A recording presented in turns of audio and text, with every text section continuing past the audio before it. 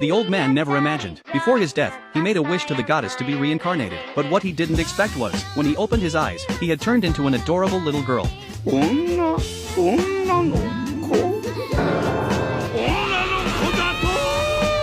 After his parents left the room, as the strongest hero king in his previous life, Inglis's first move was to test whether he could sense mana. Sensing mana meant he could use magic. He hadn't sensed any from his parents earlier. Fortunately, his worries were unnecessary. This body was highly gifted. But just then, his mother suddenly burst through the door. Although Inglis immediately dispersed the mana, his mother still saw it. Did this child just float? Luckily, she didn't have time to dwell on it. A magic stone beast had appeared outside the town. She had to take Inglis to safety immediately. After the two arrived at the lord's castle, Inglis saw the knights outside the walls fighting desperately against the magic stone beast. This made Inglis's cousin, Raphael, deeply frustrated. He too had been granted a magic crest capable of fighting magic stone beasts, yet he could only stand by and watch, because his crest was of the highest rank. Even if everyone present were sacrificed, he himself must remain unharmed. But unexpectedly, a magic stone beast broke through. As the only one present with a magic crest, Raphael grabbed a weapon and stood in the beast's way. He managed to hold it off briefly, but the gap in power was too great. With a single tail swipe, the beast knocked him unconscious. At that critical moment, Inglis crawled out. Seeing the dragon roaring, he showed not a trace of fear.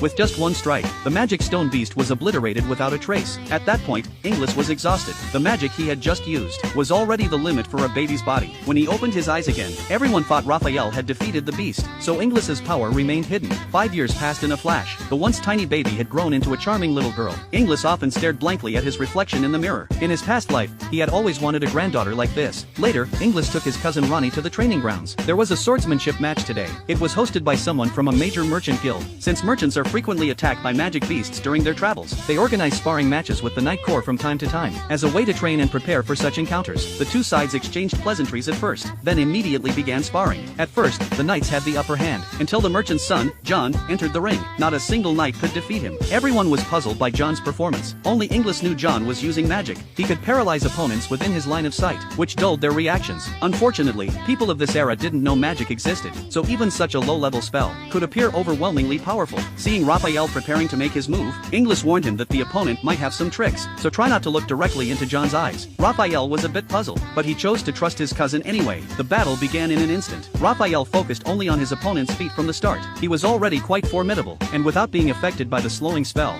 John had absolutely no way to defend himself. Just as everyone sensed victory approaching, an unexpected turn occurred. Raphael accidentally met John's gaze. The next moment, he was paralyzed by the spell, and crashed straight into the wall. Seeing her brother lose, Ronnie burst into tears. Inglis patted her head and said he would take action. お見事です。最後に私にも稽古をつけて